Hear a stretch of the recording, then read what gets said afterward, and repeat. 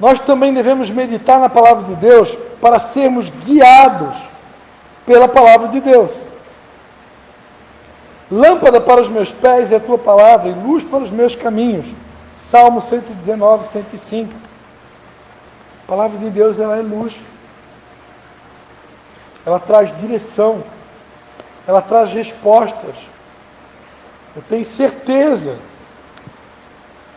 Às vezes, numa noite dessa aqui de escola de líderes, eu estou aqui dando a aula, mas Deus pode me usar para falar uma coisa para você, seja uma resposta de uma oração sua.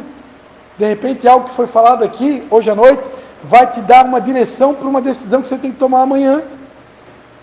Entendeu? Esse é o poder da palavra. Ela ilumina o caminho, dando direção para cada passo e sabedoria para os planos de curto, médio e longo prazo.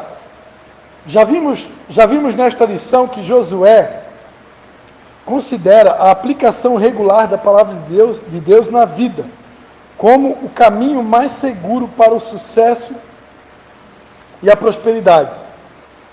Quando Deus falou para Josué, não se aparte do livro desta lei, medita nele dia e noite, então prudentemente te conduzirás, e farás prosperar o teu caminho. Essa palavra, ela traz luz e também traz prosperidade.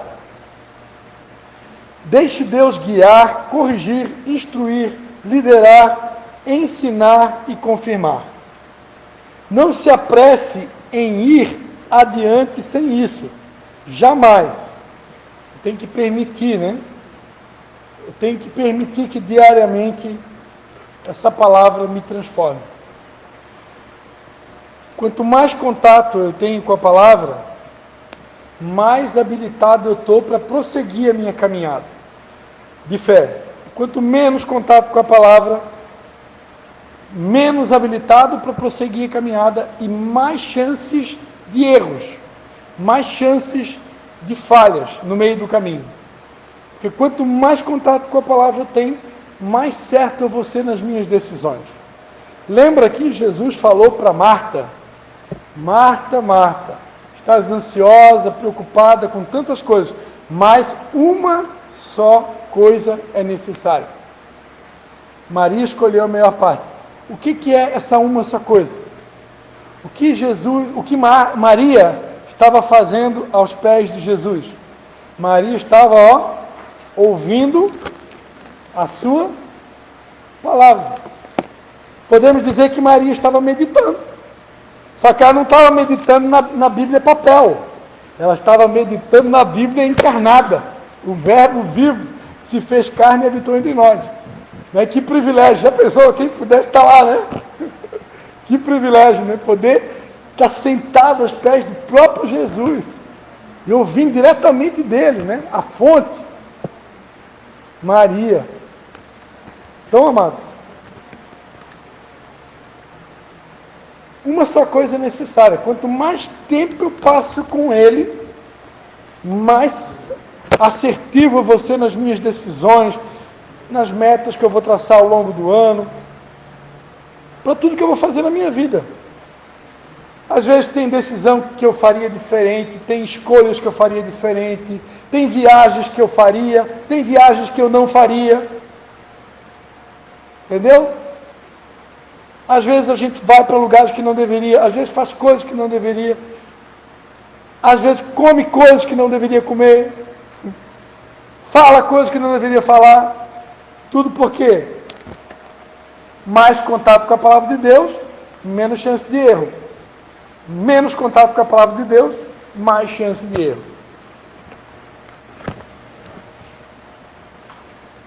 Então, não se apresse em ir adiante sem parar para meditar na palavra de Deus. É através da palavra que sabemos que a vontade de Deus para a nossa vida,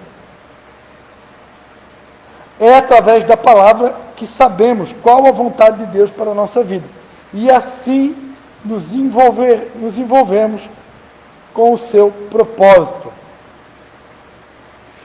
Eu gosto sempre, amados, um exemplo que eu gosto de dar é o exemplo do Salmo 23. Salmo 23 é um salmo muita gente sabe de cor e salteado. É o salmo mais lido, é o salmo mais conhecido, e que, como faz bem para a nossa alma. Só de lembrar que o Senhor é meu pastor, e enquanto Ele for o meu pastor, nada me faltará. Só de lembrar isso já me faz assim, já me dá um alívio para a minha alma, só de saber que que Jesus está no barco. Embora venham as tempestades, eu sei que Ele está no barco comigo, e quando chegar a hora Ele vai acalmar a tempestade. É só questão de tempo. Você saber que eu estou no barco com Jesus, saber que Ele é meu pastor. Só que é bom lembrar que aceitar Jesus como o bom pastor significa também aceitar não só o bônus, mas o ônus. Não só as bênçãos que vão me acompanhar através da minha fidelidade a Ele e a Sua palavra, mas também as correções, as puxões de orelha, as disciplinas, as varadinhas, ou as palmadinhas no bumbum, que muitas vezes eu vou precisar me submeter. Porque ter um pastor sobre a minha vida não é só ter alguém para me proteger, para me cuidar, para me abençoar, para me levar a pastos verdejantes, me conduzir a águas tranquilas, me fazer companhia enquanto eu estiver atravessando o vale da sombra da morte, me fazer companhia e derramar o óleo sobre a minha cabeça e fazer esse óleo transbordar quando eu estiver sentado na presença dos meus inimigos. Mas eu preciso permitir que esse bom pastor, muitas vezes, pegue da minha lã e arranque a minha lã, também para compartilhar com alguém que muitas vezes está precisando muito mais de lã do que eu. Às vezes eu tenho agasalho para mim, e tenho agasalho para os meus filhos, e está até sobrando agasalho, mas tem meu irmãozinho que não tem um agasalho no inverno. Aí eu tenho que tirar da minha lã para dar para ele. Ah, mas ele que vai comprar a lã dele. Eu já estou trabalhando pela lã da minha família. Isso é egoísmo. Se eu tenho para ajudar a cobrir o irmãozinho, o que custa? Qual o problema? Se está faltando para mim, aí não. Está faltando para mim, eu vou descobrir o que está acontecendo de errado na minha vida, ou se de repente Deus está permitindo um período de provação severa na minha vida. Em Deuteronômio 8 diz que Deus nos conduz ao deserto para nos provar, para saber se vamos guardar ou não os seus mandamentos. Então tem hora que você pode estar em santidade, sem pecado nenhum, e Deus te manda para o deserto. Assim como Ele fez com Jesus, 40 dias no deserto, e Jesus não estava em pecado. Então, deixar ser Ele meu pastor, é deixar Ele assumir o controle total da minha vida, é deixar Jesus ser o rei da minha família, é deixar Jesus ser o rei da minha casa, é deixar Ele governar sobre tudo que eu tenho e sou. Isso é deixar Ele ser o meu pastor. Não é só as coisas boas, mas também aquilo que acompanha, né? Aquele que dá fruto, Ele vai sempre nos podar para que a gente dê mais fruto ainda. Então a poda, amados, é até a volta de Jesus, nós estaremos sendo podados. Né, Leandro? Semana nós tomamos um café aí, eu, Leandro, a Natasha e o Vitor. O assunto era as guloseimas que nós temos que eliminar no nosso dia a dia. A principal delas, o refrigerante. Graças a Deus eu já cortei o refrigerante da minha vida há muitos anos atrás. Vou confessar um pecado. Abri umas exceçõezinhas aí, né? Numa célula aí que teve na casa do Vitor. Andei abrindo umas exceções. Mas eu não costumo abrir exceções. É raro as exceções. Então abri umas exceções, mas eu creio que exceções Deus permite, porque Deus conhece a nossa estrutura, né? E sabe que a gente é pó. Mas, se você conseguir eliminar alguns tipos de alimentos da tua vida, sorvete é um deles, refrigerante é outro, gordura hidrogenada, né? Sorvete. Quem gosta de requeijão de potinho de plástico, a maioria deles é chamado de requeijão batizado. Só faz mal para o organismo. Requeijão bom tem que ser no vidro, de preferência de marcas tradicionais, tem que pesquisar. Então tem alguns alimentos, margarina, todo mundo aqui já deveria estar careca de saber que margarina é plástico, você está comendo plástico. Eu acho que já deve fazer mais de 20 anos, desde quando eu me converti, que eu não boto margarina na minha boca, eu não boto. Pele de galinha, desde o primário, quando eu estudava, eu tinha um professor de história, que ele ensinou para a gente numa aula de história, lá na primeira, quarta série. Não, acho que devia ser quinta, sexta série, no ginásio ainda. Professor de história meu, seu Nelson Dadan, ensinou que o alimento que mais tem colesterol é a galinha. Desde criança eu não boto pele de galinha, eu vou comer, seja lá onde for, eu não como pele de galinha. Já abri exceções, nos meus 47 aninhos, raríssimas vezes, não boto. Então isso é cuidar do templo do Espírito Santo. Você quer viver muito? Deixa Jesus mudar a tua dieta, antes que seja tarde demais. Meu Deus do céu, essa aula de hoje descambou. Misericórdia! Descambou a aula, perdemos o rumo da aula, já vou ter que fazer mais uma aula para poder terminar a lição.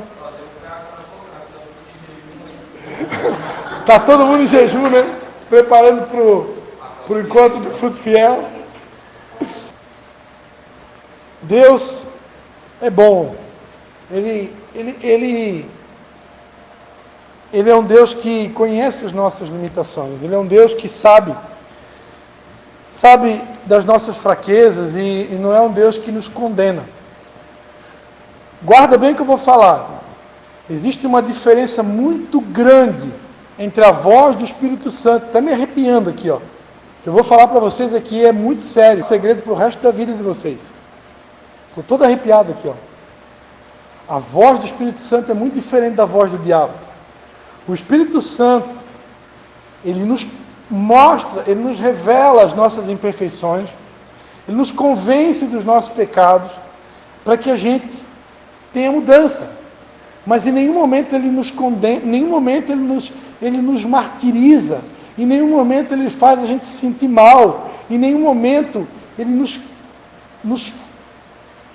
condena, em nenhum momento ele nos entristece. O Espírito Santo não faz ninguém se sentir mal. O Espírito Santo ele gera em nós uma tristeza, só que é uma tristeza de arrependimento, que vai produzir alegria. E cada vez que você se arrepende de um pecado e você realmente decide mudar, aquilo produz alegria, não produz tristeza. Quantos estão entendendo? Agora existe uma tristeza produzida pelo Satanás, que é uma tristeza que ele fica te acusando, te maltratando, te lembrando de um erro que você cometeu lá no passado, te lembrando de falhas que você já cometeu lá, entendeu? Então, nós temos que aprender a discernir as vozes. O Espírito Santo não gera tristeza que produz arrependimento, que gera alegria. O diabo produz uma tristeza que gera tristeza e que produz depressão. São dois tipos de vozes diferentes, são tristezas diferentes. Estou pregando para mim mesmo agora. Estou pregando para mim mesmo, que às vezes a gente é enganado pelo Satanás. Às vezes nós estamos alimentando a cobra. Um espírito de tristeza vem, um espírito de angústia vem, e é diferente a tristeza, do espírito de tristeza é outra coisa. Existe um espírito de tristeza, sabia, querido? Às vezes tem um espírito de desânimo que ele vem e ele começa a te envolver, e quanto menos espera, você vai sendo engolido por ele. E daqui a pouco, quanto menos você espera, você está numa deprê, num desânimo sem volta. Isso é um espírito. A gente tem que repreender e mandar embora. Por isso eu quero usar a autoridade do nome de Jesus aqui agora. Se tiver alguém triste aqui, eu dou uma ordem no nome de Jesus. Todo espírito de tristeza, bate em retirada agora, em nome de Jesus. Amém? Espírito que habita em nós não é um espírito de tristeza, é um espírito de alegria. A alegria do Senhor é a nossa força. E o diabo, ele quer deixar a gente triste. O Espírito Santo não deixa ninguém triste. Ele produz o arrependimento para gerar alegria. Quantos percebem a diferença? Que a gente venha discernir as vozes. Que o diabo, amados, ele é muito esperto. E se a gente não estiver atento, sutilmente ele vai entrando. E ele entra para roubar, matar e destruir. Mas em nome de Jesus, essa noite o diabo está sendo esmagado aqui na nossa aula. Porque o Espírito Santo está no controle. Temos mais 6 minutinhos, vamos lá. Mais um motivo pelo qual eu tenho que meditar na palavra de Deus. Para crescermos espiritualmente. Olha só o que Paulo falou para a igreja de Corinto. 1 Coríntios 3, do 1 ao 5. Eu, irmãos, não vos pude falar como a espirituais, mas como a carnais, como a meninos em Cristo. Com leite vos criei, e não com alimento sólido, pois ainda não estáveis prontos para isso. Com efeito, ainda não estáis prontos, ainda sois carnais.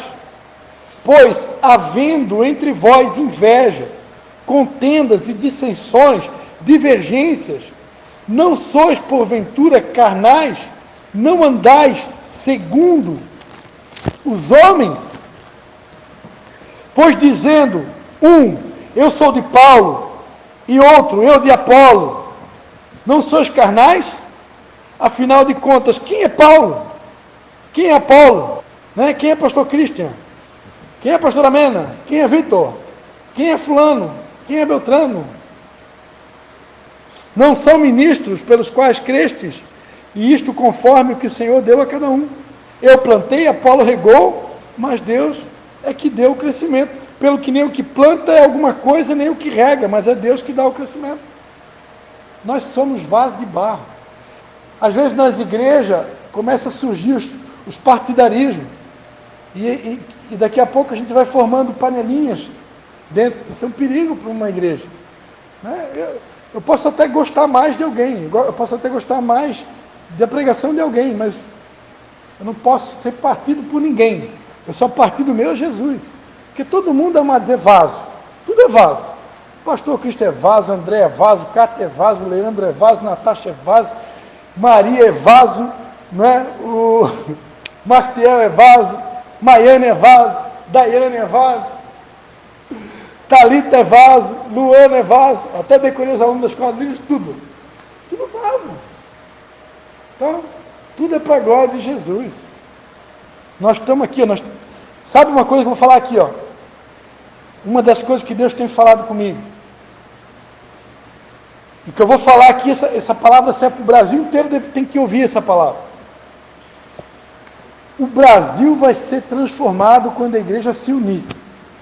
Quando a gente parar de olhar as nossas diferenças, todo mundo se unir, juntar forças, parar de, eu sou de Paulo, eu sou de Apolo, eu sou desse, não sou de ninguém, eu sou de Jesus. Vamos parar de olhar essas bobajadas tudo, vamos se unir e vamos marchar como um poderoso exército sob o comando do Espírito Santo de Deus e vamos implantar o reino. E deu. A verdade exigente dessa passagem bíblica que eu acabei de ler é que nenhuma quantidade de discernimento ou visão espiritual suposta reflete um verdadeiro crescimento espiritual, se for separado de nosso crescimento básico no conhecimento da palavra de Deus na Bíblia. Sem esse enraizamento na palavra, podemos ser iludidos a respeito do nosso crescimento. Tal enraizamento é, na verdade e no amor, não simplesmente em aprender conhecimento ou estudo perfeito. Para experimentar o verdadeiro crescimento espiritual, devemos gastar um tempo com a palavra e nos separarmos dos obstáculos da insensibilidade, competitividade e rivalidade. Né?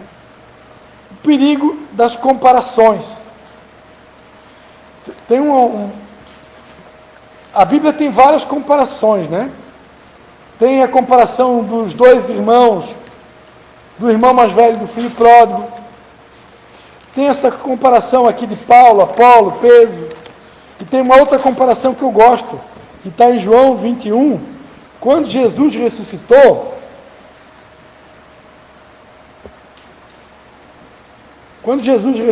ele vai e diz para os discípulos, né? Pedro, tu me amas, apacenta as minhas ovelhas. Pedro, tu me amas, apacenta as minhas ovelhas. Pedro, tu me ama mesmo, então apacenta as minhas ovelhas. Aí Jesus vai dizer, em verdade, eu digo para você, Pedro, quando tu era mais moço, você se cingia e você andava por onde você queria, fazia o que queria da vida. Mas quando você se tornar maduro, você vai estender a mão e outra pessoa que vai te cingir e ela vai levar você para onde você não quer. Aí Jesus falou isso para Pedro, dizendo do significado, do tipo da morte que Pedro ia morrer. Você sabe que Pedro foi crucificado de cabeça para baixo, né? E aí Jesus disse para Pedro, segue-me. Aí Pedro, voltando-se, ele percebeu que o discípulo a quem Jesus amava, né, o Joãozinho de Jesus, aquele que na ceia se reclinara sobre o peito. Aí Pedro perguntou, Senhor, e esse daí? É esse daí que vai te trair? Aí, vendo Pedro, perguntou Jesus. Perguntou para Jesus, Senhor, perdão. Pedro, voltando-se, viu que o seguia o discípulo a quem Jesus amava, e que na ceia se reclinara sobre o seu peito, e dissera, Senhor, quem é que há de trair? Vendo-o, Pedro perguntou a Jesus, Senhor, e deste, que será? Na verdade, Pedro perguntou para Jesus, e João? Eu vou ser crucificado de cabeça para baixo, em outras palavras, né? Tá, mas e com João, como é que vai ser? Sabe o que Jesus respondeu? Se eu quero que ele permaneça até que eu vá, até que eu venha, o que te importa? Segue-me tu. Em outras palavras, Jesus disse, olha, de João cuido eu, tu cuida da tua vida. Em outras palavras, quem está preocupado com João? Deixa o João, cuida da tua vida. Cada um vai morrer do jeito que tiver que morrer. E Pedro, eu estava querendo saber o futuro do João, vai cuidar da tua vida, camarada. Então, às vezes, nós estamos aqui, né? Cada um querendo cuidar do outro. Cada um vai cuidar de nós. Então, às vezes, essas comparações, né? Elas revelam imaturidade. Amados, nós vamos parar por aqui hoje. E semana que vem, aí a gente encerra essa matéria, tá? Não... aí já façam a lição também, tá? Já vamos corrigir a lição também na próxima aula, se possível. Não fiquem bravos comigo, tá, querido? Hoje a aula foi um pouco diferente. Foi a aula que será inesquecível, foi a primeira aula que os alunos fizeram perguntas. E perguntas top, né? Mas, com certeza, Deus está no comando. Eu quero dizer para vocês, tá? Eu falei para vocês aqui, para quem é bom entendedor, algumas coisas que eu falei aqui para vocês hoje foram coisas muito importantes. Nós estamos sendo preparados para ser líderes e sendo automaticamente preparados para uma batalha espiritual. A gente está sendo preparado. Nós vamos realizar esse ritual, e esse retiro é um retiro que ele vem acompanhado de um mover. O nome do retiro é Mover do Fruto Fiel. Então a gente está debaixo de um mover. E daqui para frente, mais do que nunca, nós vamos precisar estar atento a cada direção do Espírito Santo. Desde o dia que a gente começou o nosso propósito de 21 dias, o Espírito Santo está se movendo. E nós temos que estar atentos. Nós estamos no meio de uma guerra. Satanás vem para roubar, matar e destruir. Ele vai tentar nos atingir com seus dardos inflamados. Pastor, o que são dardos inflamados? Coisinhas que vêm na nossa mente, pensamentos inflamados. O diabo está o tempo todo querendo armar, ele vai tentar armar uma situação para tentar fazer você desistir, para tentar tantos que vão trabalhar, tantos que vão fazer, o diabo vai tentar de alguma maneira nos atingir, porque a gente está em guerra. Esse encontro, conversava com a minha mãe hoje de manhã, esse encontro, irmãos, vai ser tremendo, vai ser sobrenatural. De todos os encontros que eu fiz, eu diria que esse foi o melhor de todos. Para mim, o encontro do Fruto Fiel é um dos melhores de todos. É um encontro que você sai de lá com a botija cheia. Você sai de lá querendo transformar o mundo e ganhar o mundo para Jesus. Você nunca mais será a mesma pessoa. Felizes aqueles que conseguirem chegar lá e felizes aqueles que conseguirem manter o que vão receber lá, porque você nunca mais será o mesmo. Eu quero dizer para você, eu estou precisando, mas eu vou lá para trabalhar, mas enquanto eu tiver oportunidade, eu quero ouvir também os outros meus irmãos pregando, porque eu sinto que de tempos em tempos nós precisamos de um renovo sobre a nossa vida. De tempos em tempos. Por quê? Porque nós participamos de muitas guerras, são muitas batalhas, são muitas lutas. Então, de tempos em tempos, se a gente não fizer lá uma viagem para Porto Seguro, não participar de um congresso, um retiro, nós precisamos, queridos, nós precisamos. Muitas guerras. Amém? Quem pode orar para nós agradecendo pela aula de hoje?